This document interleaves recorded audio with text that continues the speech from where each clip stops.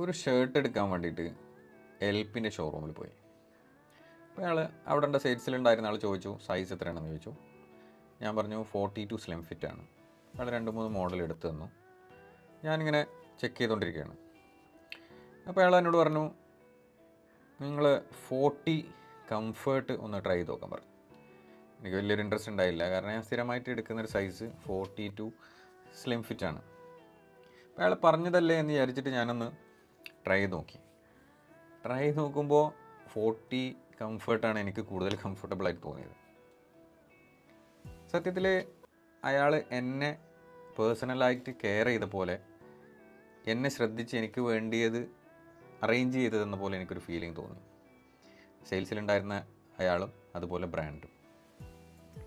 ഇങ്ങനെയുള്ള ചെറിയ ചെറിയ ഇടപെടലുകൾ മറ്റുള്ളവർക്ക് വേണ്ടി ചെയ്യാൻ പറ്റിയാൽ വലിയ മാറ്റങ്ങൾ ഉണ്ടാക്കാൻ പറ്റും.